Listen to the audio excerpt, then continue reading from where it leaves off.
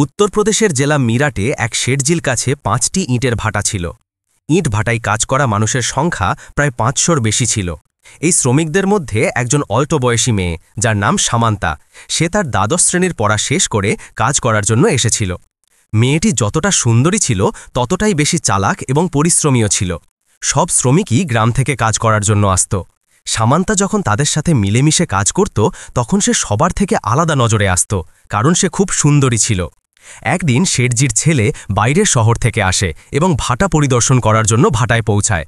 তখন তার চোখ সেই মেয়েটির ওপর পড়ে এবং সে তার সৌন্দর্যের মুগ্ধ হয়ে যায় এবং কেবল দিনরাত তারই তল্লাশে লেগে থাকত যে কোথাও তার সাথে কিছু কথা বলার সুযোগ মেলে।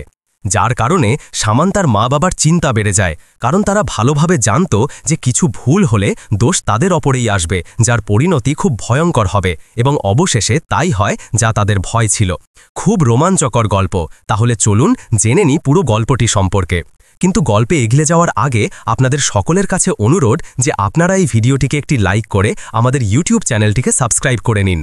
শেঠজির পুরো নাম শেঠ ধনরাজ সিং ছিল। এই 5টি ভাটা ছাড়াও তার কাছে 300-400 বিঘার চাষের জমিও ছিল। আশেপাশের অঞ্চলে তার নাম ছিল, প্রতিপত্তি ছিল, তার কাছে প্রচুর ধন সম্পদ, খ্যাতি ছিল। লোকেরা তাকে খুব সম্মান করত।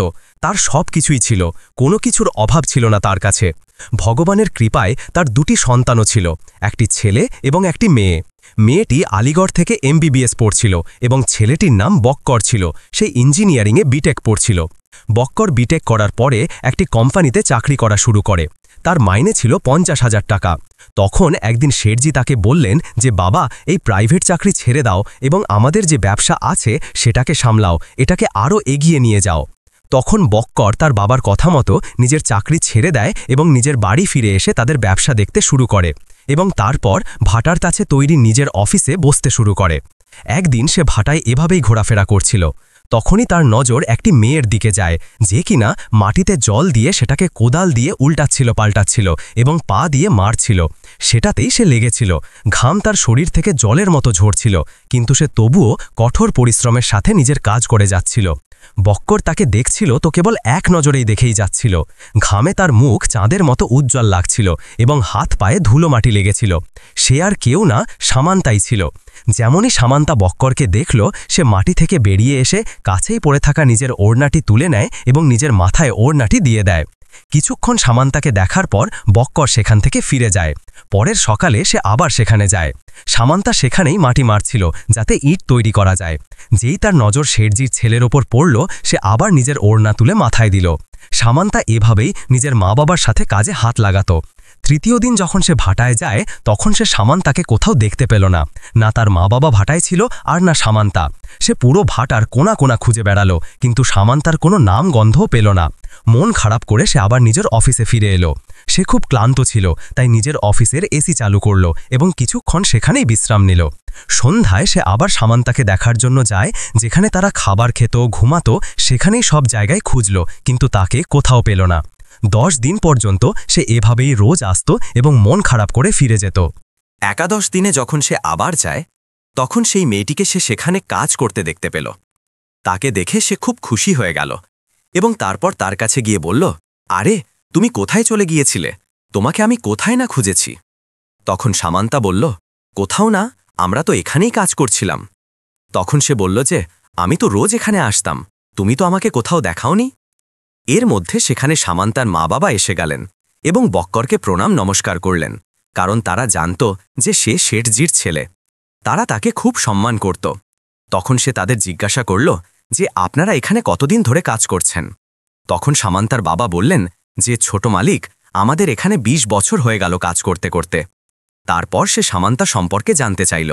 তখন তারা বলল যে, এ আমাদের মেয়ে। বক্কর বলল যে, খুবই পরিশ্রমী, খুব মনোযোগ দিয়ে নিজের সব কাজ করে। এখানকার মেয়েরা তো এত কাজ করছে, আর আমাদের বাড়ির মেয়েরা তো আটাও মাখতে পারে না, আর এ তো পুরো এক বগি মাটি, এ বেচারি এটাকে মারতে থাকে। তখন তার মা-বাবা বলল যে, হ্যাঁ ছোট মালিক, খুব কাজ করে, খুব পরিশ্রমী। তখন বক্কর বলল, আপনার মেয়েটি তো খুব ভালো। তো এতটুকু শোনার পর সামান্তা বক্করকে ইংরেজিতে 2টো শব্দে ধন্যবাদ জানাল। যখন সামান্তার মা-বাবা শুনলেন তখন তারা খুব গর্ব অনুভব করল এবং তারা বললেন যে, ছোট মালিক, আমাদের মেয়ে পড়াশোনা জানা মেয়ে। এ ছোটবেলা থেকেই নিজের নানির বাড়িতে থাকত। সেখান থেকেই 12 ক্লাস পর্যন্ত পড়েছে। যখন এর নানি মারা গেল তখন আমরা একে ডেকে নিলাম। এখন এ আমাদের সাথে এখানেই থাকে এবং 1-2 বছরের মধ্যে এর বিয়ে দিয়ে দেব। তারপর নিজের শ্বশুর বাড়ি চলে যাবে। এবার যখন সামান্তার মা বাবা তার প্রশংসা করলেন এবং বললেন যে সে পড়াশোনা জানা এবং চালাক, তখন বক্কর তাকে জিজ্ঞাসা করল যে কোন বিষয় নিয়ে তুমি তোমার 12 ক্লাসের পরীক্ষা শেষ করেছ। তখন সামান্তা বলল যে আমি সায়েন্স ম্যাথ নিয়ে পড়াশোনা করেছি। এতটুকু শোনার পর বক্কর অবাক হয়ে গেল এবং বলল যে ম্যাথ তো খুব কঠিন এবং শক্ত বিষয়। তখন সামান্তা বলল যে কিছুই কঠিন না, আমার পছন্দের বিষয় হলো ম্যাথ। আর সে বলল আচ্ছা। আর তারপর সে জিজ্ঞাসা করল যে তোমার কত পর্যন্ত নামতা টেবিল মনে আছে। তখন সামান্তা বলল যে 100 পর্যন্ত মনে আছে। তখন বক্কর হাসতে হাসতে বলল 100 মানে 10-2 100-এরটা। তখন সামান্তা বলল যে না, 100 গুণ 10 1000, পুরোটা মনে আছে আমার। আপনি যদি কাউকে বলেন যে আমার 20 পর্যন্ত নামতা মনে আছে, তাহলে সামনের জন সাথে সাথে আপনার ক্লাস নিতে শুরু করবে এবং বলবে আচ্ছা বলো, 17-র নামতা বলো, 19-এর বলো। তাই বক্করও তাকে সঙ্গে সঙ্গে বলল আচ্ছা ঠিক আছে, 63-র নামতা বলো, 65-র বলো, 75-এর বলো। সামান্তা চট জলদি তাকে নামতা বলে দিল আর সে কেবল ফোনে ক্যালকুলেটারই করতে থেকে গেল। সে দেখছিল যে সে ঠিক বলছে নাকি ভুল। যখন সে একটি একটি নামতা একেবারে সঠিক শোনাল, তখন বক্কর বিস্মিত হয়ে গেল। সে তার ওপর খুব বেশি প্রভাবিত হল। তারপর সে বলল যে তুমি কি এই ইটের ক্ষেত্রফল বের করতে পারো? তখন সে বলল ইট কি জিনিস, আমি তো আপনার পুরো ভাটার ক্ষেত্রফল বের করতে পারি। আপনি যদি বলেন তো এই চিমনিটার ক্ষেত্রফল বের করে দিই। আপনি যেখানে রোজ বসেন সেই অফিসটার ক্ষেত্রফল বের করে দিই। সব কিছুর ক্ষেত্রফল আমি সহজেই বের করতে পারি। বক্করও পড়াশোনা জানা ছিল, তাই সে তার কথাগুলো বুঝতে পারল এবং আরও কিছু প্রশ্ন উত্তর তাকে করল। সে তার ওপর খুব বেশি প্রভাবিত হয়ে গেল। এখন সামান্তার মা বাবাও সেখানেই দাঁড়িয়ে তাদের সব কথা শুনছিলেন। তারপর তারা বক্করজিকে জিজ্ঞাসা করলেন যে সাহেব, কেমন আমাদের মেয়ে? একটু পড়াশোনাও জানে নাকি জানে না? তখন সে বলল যে কি বলবো আপনাদের কাকামশাই, খুব প্রতিভাবান আপনার মেয়ে। আপনাদের হয়তো বুঝতেই আসবে না, কিন্তু এ যে কোনো পরীক্ষাতে খুব সহজে পাশ করতে পারে। এত পড়াশোনা জানা এবং চালাক, সত্যি বলতে এ খুব অসাধারণ। এতটুকু বলে এসে সেখান থেকে চলে গেল। তারপর সে রোজ তার কাছে আসত এবং ঘণ্টার পর ঘণ্টা তার সাথে এভাবেই কথা বলত, কখনো এই কথা কখনো সেই কথা। ধীরে ধীরে দুজনের চোখের ইশারাই প্রেম হয়ে গেল। এবার 2-3 দিনের জন্য বক্কর তার বোন যে আলিগড়ে পড়াশোনা করছিল তার সাথে দেখা করতে চলে গেল। সেখান থেকে 3 দিন পর ফিরে এলো এবং চতুর্থ দিন যখন ভাটায় পৌঁছাল তখন সোজা সামান্তার কাছে গেল। আজ সামান্তা একটু মন খারাপ করেছিল। তারপর সে যখন তাকে দেখল তখন খুশি হয়ে গেল এবং জিজ্ঞাসা করল যে আপনি কিছু না বলে কোথায় চলে গিয়েছিলেন? তখন সে বলল যে বলার কি প্রয়োজন ছিল? তখন মেয়েটি বলল যে না, এখানে আপনার জন্য কেউ অপেক্ষা করছিল। তখন বক্কর জিজ্ঞাসা করল কে? তখন সে বলল যে কেউ একজন ছিল, আপনার এখানে কাজ করা শ্রমিক। সে বুঝতে পারল এবং বলল যে কি ব্যাপার, তুমি কি সত্যি আমার জন্য অপেক্ষা করছিলে? তখন সে বলল আচ্ছা, এভাবেই তো আমিও তোমার জন্য 10 দিন পর্যন্ত অপেক্ষা করেছিলাম। তখন তুমি কোথায় চলে গিয়েছিলে? তখন সে বলল যে আমাদেরকে অন্য ভাটায় পাঠানো হয়েছিল, সেখানে কাজটা একটু বেশি ছিল, তাই আমরা এখানে 10 দিন থাকলাম না। সেদিন আমি তোমার সাথে মিথ্যা বলেছিলাম যে আমি এখানেই ছিলাম। তখন বক্করও বলে দিল যে আরে, আমিও নিজের বোনের সাথে দেখা করতে গিয়েছিলাম। ওর তো বিয়ে দিতে হবে, তার জন্য ছেলে দেখতেও যেতে হবে। এখন কাল বা পরশুই যাব। তখন সামান্তা বলল যে আপনার বিয়ে কবে হবে? এই শুনে বক্কর বলল যে আমি তো আগেই বিয়ে করে নিয়েছি, আমি তো বিবাহিত মানুষ। এতটুকু শোনার পর সামান্তার চোখ ভিজে গেল। মনে হলো যেন তার কোনো মূল্যবান জিনিস কেউ তার কাছ থেকে ছিনিয়ে নিয়েছে। এবার বক্কর তার এই অবস্থা দেখে তার কাছে যায় এবং বলল যে কি হলো? আরে, আমি তো কেবল মজা করছিলাম তোমার সাথে তো। সামান্তা বলল যে না, আপনি মজা করছেন না। তখন বক্কর বলল যে আমি তোমার মাথার কসম খেয়ে বলছি যে আরে, আমার বিয়ে হয়নি, আমি তো কেবল মজা করে এভাবেই বলে দিলাম। সামান্তা বলল যে আমি কে যে আপনি আমার কসম খাচ্ছেন? বক্কর তার হাত ধরে নেয় এবং বলল যে তুমি হয়তো জানো না যে তুমি আমার জন্য কি। এরপর দুজনে দুজনের চোখের মধ্যে হারিয়ে গেল এবং তারপর দুজনে দুজনের গলা জড়িয়ে ধরল। এবার এই দুজনের কোনো কিছুরই চিন্তা রইল না যে তারা কোথায় দাঁড়িয়ে আছে, কেউ তাদের দেখছে নাকি দেখছে না। আর তারা 2-3 মিনিট পর্যন্ত এভাবেই দুজন দুজনের গলা জড়িয়ে লেগে রইল। ঠিক তখনই সামান্তার মায়ের ওঠার সময় হয়ে গেল তিনি সেখানে আসছিলেন এবং এবার যখন তিনি এই দুজনকে এই অবস্থায় দেখলেন তখন তিনি কিছু খটখট শব্দ করলেন যাতে তারা বুঝতে পারে এবং দুজন দুজন থেকে আলাদা হয়ে যায়। যেমনই তারা আওয়াজ শুনতে পেল তারা দুজনেই ভয় পেয়ে গেল এবং তাড়াতাড়ি দুজন দুজনকে ছেড়ে পেছনে সরে গেল।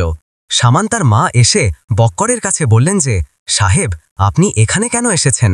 খুব রোদ হচ্ছে। আপনার এভাবে রোদে শ্রমিকদের সাথে থাকা উচিত নয়। আপনি নিজের অফিসে গিয়ে বসে পড়ুন। বক্করের সেখান থেকে চলে যাওয়ার পর সামান্তার মা তাকে খুব বকাঝকা করলেন এবং তাকে সাবধান করে বললেন যে, মেয়ে, দেখো, এরা বড় লোক, এদের পাল্লায় পড়া ঠিক না। এরা খুব খারাপ মানুষ হয়। আমরা তো এদের কোনো ক্ষতিও করতে পারবো না। যদি শেঠজি এই সব কথা সম্পর্কে একটুও জানতে পারেন তাহলে তিনি আমাদের 3 জনকেই জ্যান্ত ভাটার মধ্যে ঢুকিয়ে দেবেন। কেউ কানে কানে খবরও পাবে না। এই জন্য এখানে কোনো নিজের অল্পবয়সী বউ মেয়েকে নিয়ে আসে না, কিন্তু আমরা তোমাকে এখানে নিয়ে এসেছিলাম কারণ তোমার ওপর আমাদের গভীর বিশ্বাস ছিল। কিন্তু সামান্তা, তুমিও যদি এমনটাই করো তাহলে আমাদের সম্মানের কি হবে? তুমি এই ধরনের বক্করের সাথে কথাও বলো তো আমার খুব খারাপ লাগে। এই লোকদের জীবন আলাদা আমাদের জীবন থেকে। তুমি নিজের সীমা বোঝো মেয়ে। এরপর থেকে একেবারে সতর্ক থেকো, এমন কিছুই যেন না হয়। সামান্তা জীবনে প্রথমবার কাউকে ভালোবেসেছিল, কিন্তু এত ধমকের সাথে তার উপর বাধা দেওয়া হয়, তার উপর নিষেধাজ্ঞা লাগানো হয়। কিন্তু ওদিকে বক্করের সাহস এবার আরও বেশি বেড়ে গিয়েছিল। সে নিজের গাড়ি নিয়ে বাজারে যায় এবং সামান্তার জন্য নতুন নতুন উপহার আর জামাকাপড় কিনল। সেগুলো একটা সুটকেসে রাখল। তারপর পরের সকালে সামান্তার সামনে পৌঁছাল। সামান্তা আজ একটু মন খারাপ করেছিল। সে তার সাথে কথা বলার চেষ্টা করে, কিন্তু সামান্তা তার কোনো কথারও জবাব দেয় না। তারপর সে বলল যে, কি ব্যাপার, কাল যা আমাদের মধ্যে হলো সেটা নিয়ে কোথাও তুমি রাগ করনি তো? এই দেখো, আমরা তোমার জন্য কিছু উপহার এনেছি। তখন সামান্তা রেগে তাকে বলল যে, ছোট মালিক, আপনি প্লিজ আমার কাছে আসবেন না। কাল মা দেখে নিয়েছিল, তাই আমাকে খুব বকাবকি করেছিল। যদি আপনার বাবা এই সবের সম্পর্কে জানতে পারেন তাহলে তিনি আমাদের সবাইকে মেরে ফেলবেন। আপনাকে তো কেউ কিছু বলবে না, তাই প্লিজ আপনার কাছে হাত জোর করে অনুরোধ করছি, আপনি আমার পিছু ছেড়ে দিন এবং আমার সাথে কথা বলবেন না। এখানে আমার কাছে আসার দরকার নেই। সামান্তার মা তাদের কাল গলা জড়িয়ে থাকতে দেখে নিয়েছিলেন, তাই তিনিও সেখানে এসে গেলেন এবং হাত জোর করে বললেন যে, সাহেদ, আমরা গরিব মানুষ, আপনি আমাদের পেটে লাথি মারবেন না। গত 20 বছর ধরে এখানেই কঠোর পরিশ্রম করে জীবন কাটাচ্ছি। যদি বড় মালিক জানতে পারেন তাহলে তিনি আমাদের চামড়া তুলে নেবেন। তিনি এটা শুনবেন না যে ভুলকার। তো সাহেব, আপনি দয়া করে আমাদের মেয়েটির পিছু ছেড়ে দিন। আমরা খুব গরিব মানুষ, আমাদের আর অন্য কোনো অবলম্বন নেই এবং আপনার জন্য তো পুরো পৃথিবী পড়ে আছে। আপনার কাছে বারবার এটাই অনুরোধ করছি যে যা কাল আপনি আমার মেয়েটির সাথে করেছেন সেটা এবার থেকে আর কখনো করবেন না। তারপর তিনি কাঁদতে শুরু করলেন। এত সব শুনে বক্কর সেখান থেকে হতাশ হয়ে নিজের অফিসে ফিরে এলো এবং তারপর সামান্তাও ফুপিয়ে ফুপিয়ে কাঁদতে শুরু করল, কারণ আজ তার ভালোবাসা শেষ হয়ে গিয়েছিল। সন্ধ্যায় বক্কর নিজের মা বাবার সাথে বসে খাবার খাচ্ছিল। তখনই সে তাদের বলল যে, বাবা, আমার বিয়ে করতে হবে। তখন তার বাবা ধনরাজ সিং হাসতে হাসতে বললেন যে, বাবা, বিয়ে করে নাও, আমি কবে তোমাকে মানা করছি? তখন বক্কর বলল যে, না বাবা, আমি মজা করছি না, আমাকে বিয়ে করতেই হবে। তখন ধনরাজ শেঠ বললেন যে, তাহলে বাবা, আমরাও মজা করছি না। এটা বলো, কোনো মেয়ে পছন্দ করেছ নাকি তুমি? আমি তোমাকে তো আগেই বলেছিলাম যে এই মেয়ে দেখার ঝামেলা আমাকে দিও না, নিজের পছন্দ করে আমাদের জানিয়ে দিও। তখন সে লজ্জা পেয়ে বলল যে, হ্যাঁ বাবা, আমার একটি মেয়েকে খুব পছন্দ হয়েছে, কিন্তু সে গরিব পরিবারের। তখন শেঠজি বললেন যে, দেখো বাবা, গরিব বড়লোক কোনো ব্যাপার না, কেবল মেয়েটি ভালো হওয়া চাই, এবং এমনিতেও আমাদের কাছে ভগবানের দেওয়া সব কিছু আছে। আমাদের কোনো কিছুরই অভাব নেই যে আমরা কারো কাছ থেকে পণ চাইব। তো এগিয়ে বলো, কে সে? তখন বক্কর বলল যে, বাবা, মেয়েটি একটু কম পড়াশোনা জানা। তখন ধনরাজজি বললেন যে, বাবা, আমরা তোমাকে পড়াশোনা শিখিয়ে ইঞ্জিনিয়ার বানিয়েছি, সেটা এই জন্য না যে তুমি কোনো কম পড়াশোনা জানা মেয়েকে এখানে বিয়ে করে আনবে। তখন বক্কর বলল যে, বাবা, একেবারে মূর্খ না, 12 ক্লাস পাস এবং যতখানি পড়াশোনা করেছে তার চেয়ে বহুগুণ তার জ্ঞান আছে, খুব প্রতিভাবান মেয়ে।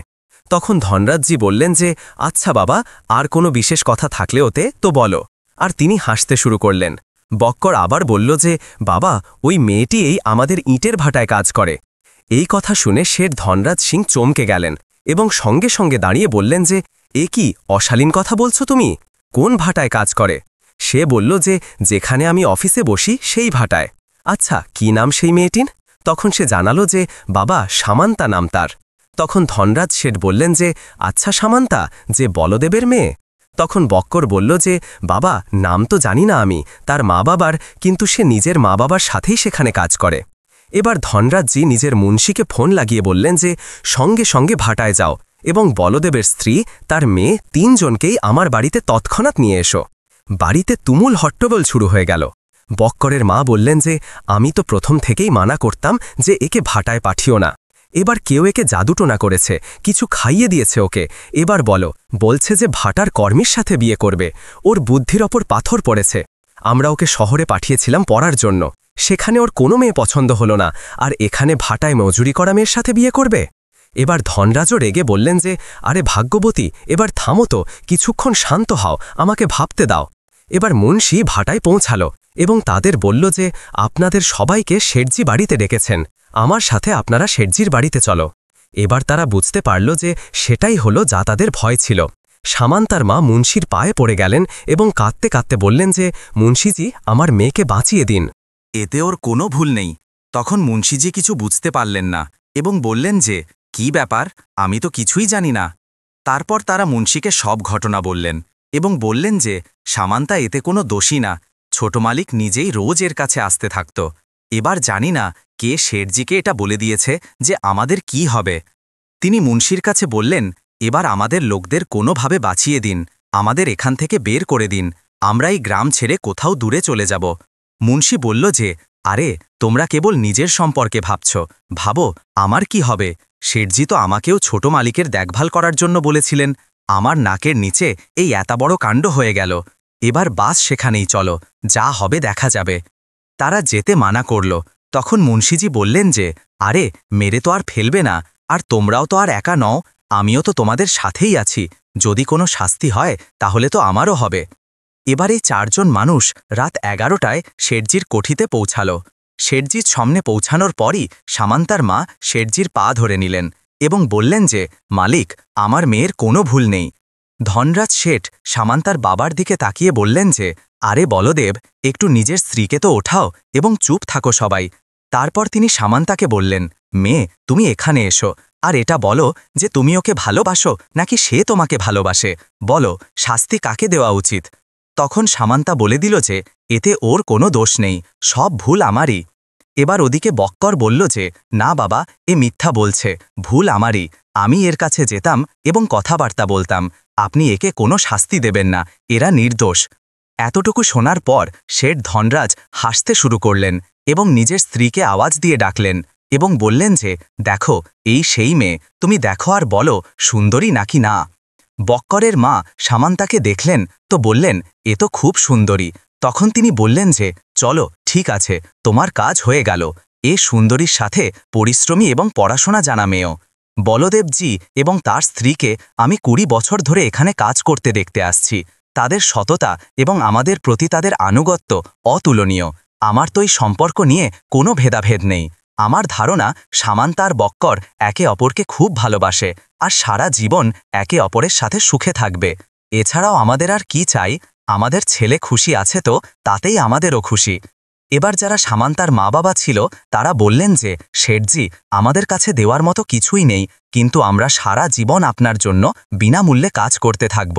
তখন শেঠজি বললেন যে আরে বলদেব, তুমি আমার আজ আত্মীয় হয়েছ, তাই এই সব কথা বলো না। এরপর সামান্তার বক্করের বড় ধুমধাম করে বিয়ে হয়ে গেল এবং সামান্তাও এবার নিজের বাকি পড়াশোনা আবার শুরু করে দিল। শেঠ ধনরাজ আর বক্কর সম্পর্কে আপনার কি ধারণা? শেঠজি কেন এত তাড়াতাড়ি নিজের ছেলের বিয়ের জন্য রাজি হয়ে গেলেন? কমেন্ট করে অবশ্যই জানাবেন। আপনার যা কিছু রায় আছে আমাদের বলুন। তো এই ছিল আজকের গল্প। যদি আপনার একটুও পছন্দ হয়ে থাকে তাহলে ভিডিওটিকে লাইক করে দিন। আপনার কাছে একটি অনুরোধ যে চ্যানেলটিকেও সাবস্ক্রাইব করে নিন, যাতে আমাদের উৎসাহ বাড়তে থাকে। দেখা হবে একটি নতুন ভিডিওর সাথে।